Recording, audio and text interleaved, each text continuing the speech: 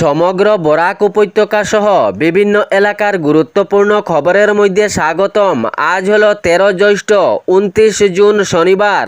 আজকের প্রথম খবরটি হলো অরুণোদয় প্রকল্প নিয়ে রাজ্যে বড় ঘোষণা। নথিপত্র তৈরি রাখুন, নতুনভাবে অরুণোদয় প্রকল্পের আবেদন, তবে যোগ্য হিতাধিকারী একজনও বাদ যাবেন না। সবাই অরুণোদয় প্রকল্পের আওতায় অন্তর্ভুক্ত হবেন। নথিপত্র তৈরি রাখবেন। যাহারা অরুণোদয় প্রকল্পের আওতায় নেই তাহাদের জন্য এ সুখবর। রাজ্য সরকারের পক্ষ থেকে খুব শীঘ্রই নেওয়া হবে অরুণোদয় প্রকল্পের নথিপত্র। যাহারা যোগ্য রয়েছেন তাহাদেরকে ছাড় দেওয়া হবে না। এবার প্রথমেই তাহাদেরকে নেওয়া হবে। তাহাদের নথিপত্র যাচাই করে অরুণোদয় প্রকল্পের আওতায় আনা হবে তাহাদেরকে। যাহারা অরুণোদয় প্রকল্পের আওতায় রয়েছেন তাহাদের যাচাই প্রক্রিয়া করা হবে, কিন্তু এমনই যোগ্য হিতাধিকারী রয়েছেন যা এখনো পর্যন্ত অরুণোদয় প্রকল্পের আওতায় আসেননি। তাহাদের জন্য এ সুখবর দিয়েছে রাজ্য সরকার। যাহারা অরুণোদয় প্রকল্পের আওতায় নেই এবং যোগ্য হিতাধিকারী রয়েছেন তাহারা বাদ যাবেন না, জানানো হয়েছে অসম সরকারের পক্ষ থেকে। এর পরবর্তী খবরটি হলো শিলচরে ভাঙ্গা রাস্তা, জলমগ্নতা ও যানজট নিয়ে উচ্চ পর্যায়ের বৈঠক। দ্রুত ব্যবস্থা নেওয়ার নির্দেশ জেলা শাসকের।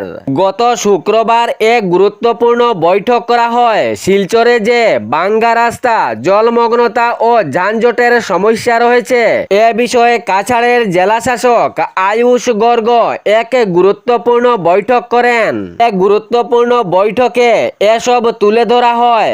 কাছাড়ের অনেক রাস্তায় রয়েছে ভাঙ্গা রাস্তা এবং জলমগ্নতা ও যানজট সমস্যা রয়েছে। এসব দ্রুত সমাধান না হলে জনগণের অনেক অসুবিধা হয়। কাছাড়ের জেলা শাসক আয়ুষ গর্গ এই গুরুত্বপূর্ণ বৈঠক করেন। এই গুরুত্বপূর্ণ বৈঠকে উপস্থিত ছিলেন গণপূর্ত বিভাগ অর্থাৎ পিডব্লিউডি, জলসম্পদ দফতর, জনস্বাস্থ্য কারিগরি দফতর পিএইচই, এনএইচআইডিসিএল এবং শিলচর পুর নিগমের প্রতিনিধিরাও এই গুরুত্বপূর্ণ বৈঠকে এসব বিভাগের উচ্চ আধিকারিক উপস্থিত ছিলেন।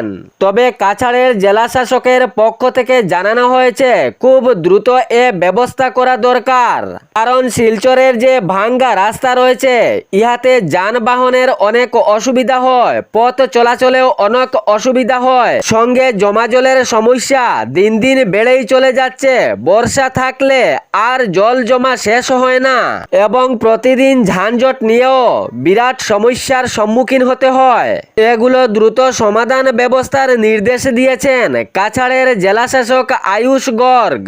এর পরবর্তী খবরটি হলো বাংলায় যে প্রধানমন্ত্রী আবাস যোজনার পাকা ঘরের তালিকায় রয়েছেন তাহারা শীঘ্রই এ সুবিধা পাবেন, জানিয়েছেন বাংলার মুখ্যমন্ত্রী শুভেন্দু অধিকারী। সঙ্গে জানানো হয়েছে কিস্তি বাবদে কোনো ধরনের ঘুষ বা আর্থিক লেনদেন চলবে না। প্রধানমন্ত্রী আবাস যোজনা সরকারি পাকা ঘরের নামে কোনো ধরনের জালিয়াতি চলবে না, কোনো ধরনের ঘুষ টাকা চলবে না। কড়া বার্তা বাংলার মুখ্যমন্ত্রী শুভেন্দু অধিকারী। যাহারা যোগ্য রয়েছেন তাহারা এই তালিকা থেকে বঞ্চিত হবেন না, তাহাদের ঘর তৈরি হতেই হবে। সঙ্গে জানিয়েছেন বিজেপি জনস্বার্থের জন্য কাজ চালিয়ে যায়, কোনো ধরনের ঘুষকে রেহাই দেওয়া হবে না। এর পরবর্তী খবরটি হলো গুয়াহাটি রেল স্টেশনে 9 বাংলাদেশিকে আটক করা হয়েছে। কাছাড় সীমান্ত দিয়ে অসমে প্রবেশের সন্দেহ। গুয়াহাটি রেলওয়ে স্টেশন থেকে 9 জন বাংলাদেশি নাগরিককে আটক করেছে রেলওয়ে পুলিশ প্রশাসন।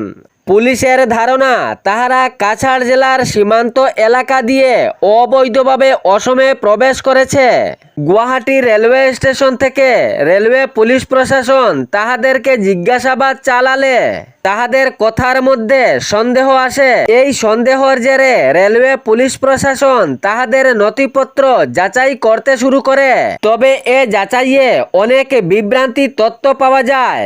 রেলওয়ে পুলিশের ধারণা তাহারা কাছাড় জেলার সীমান্ত এলাকা দিয়ে অবৈধভাবে অসমে প্রবেশ করেছে। এই 9 জন বাংলাদেশিকে গুয়াহাটি রেলওয়ে স্টেশন থেকে রেলওয়ে পুলিশ আটক করেছে। বর্তমান অবস্থায় রেলওয়ে পুলিশের হেফাজতে রয়েছেন এই 9 জন বাংলাদেশি নাগরিক।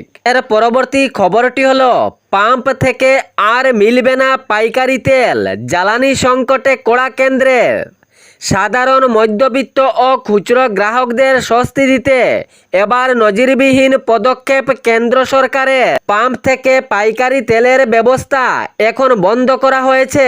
শিল্পক্ষেত্র ব্যবস্থা কিংবা কোনো বড় সংস্থার বাণিজ্যিক ব্যবহারের জন্য সাধারণ পেট্রোল পাম্প থেকে মিলবে না আর পেট্রোল বা ডিজেল। পাইকারি ব্যবস্থা বন্ধ হলো সাধারণ পেট্রোল পাম্পে। কেন্দ্র থেকে এ নির্দেশিকা জারি করা হয়েছে। পাম্প থেকে আর দেওয়া হবে না পাইকারি তেল। দেশের যে পেট্রোল পাম্প রয়েছে সেই পেট্রোল পাম্পে সাধারণ মানুষ ও খুচরো গ্রাহকরার জন্যই সংরক্ষিত থাকবে। কোনো বড় শিল্পক্ষেত্র ব্যবসা কিংবা কোনো বড় সংস্থার জন্য থাকবে না। সাধারণ মানুষের জন্য খুচরো গ্রাহকের জন্যই সংরক্ষিত থাকবে পেট্রোল পাম্পে জ্বালানি তেল। জ্বালানি সংকটে কড়া নির্দেশ কেন্দ্রের। এর পরবর্তী খবরটি হলো, অসহায় মহিলাকে উদ্ধার করে হাসপাতালে ভর্তি। প্রশংসায় ভাসছে সরস্বতী বিদ্যা নিকেতনের 3 জন ছাত্র। মানবিকতা, দায়িত্ববোধ এবং সামাজিক মূল্যবোধের এক অনন্য দৃষ্টান্ত স্থাপন করেছে এই 3 জন ছাত্র। শ্রীভূমি জেলার পাবলিক স্কুল রোড স্থিত সরস্বতী বিদ্যা নিকেতনের এই 3 জন ছাত্র মানবের হৃদয় ছুঁয়েছে। এ মানবিকতার কাজ করে জনগণের মুখে মুখে ছড়িয়ে পড়েছে এ প্রশংসা। ঘটনার বিবরণে জানা যায়, শ্যামাপ্রসাদ রোড এলাকার এক মহিলা প্রধান সড়কে হঠাৎ মাথা ঘুরে পড়ে যান এবং জখম হয়ে কিছু অচেত হয়ে যান। কিন্তু পাশ দিয়ে অনেক লোকজন আসা যাওয়া করছিল, কিন্তু এই আহত মহিলাকে কেহ উদ্ধার করেনি। সবাই দূর থেকে দেখে এড়িয়ে চলে যাচ্ছে, কিন্তু সহায়তার হাত কেউ বাড়াচ্ছে না। এমন অবস্থায় এই 3 জন ছাত্র সেই সড়কের পাশ দিয়েই যাচ্ছিলেন এবং তৎক্ষণাৎ সেই মহিলার কাছে যান। এই আহত মহিলাকে সেখান হতে উদ্ধার করে এই 3 জন ছাত্র দ্রুত গতিতে হাসপাতালে নিয়ে যান। জানা গিয়েছে নিজের খরচ বহন করেও নিয়ে যান হাসপাতালে। এই মহিলাকে ভর্তির সঙ্গে সঙ্গে পুলিশ প্রশাসনকেও খবর দেন। তাহার পর পুলিশ প্রশাসনও এই হাসপাতালে এসে সেই আহত মহিলাকে প্রাথমিক তদন্ত করেন। কিন্তু এই 3 জন ছাত্রের মানবিকতা, দায়িত্ববোধ এবং সামাজিক মূল্যবোধের জন্য এক অনন্য দৃষ্টি হয়ে উঠেছে। অনেক লোকজন এসব শুনে প্রশংসা করছেন। সাধারণ জনগণের মুখে ছড়িয়ে পড়েছে এই 3 জন ছাত্র শিক্ষার সঙ্গে সঙ্গে মানবিকতা, দায়িত্ববোধ এবং সামাজিক মূল্যবোধেরও দৃষ্টান্ত রূপ দিয়েছেন।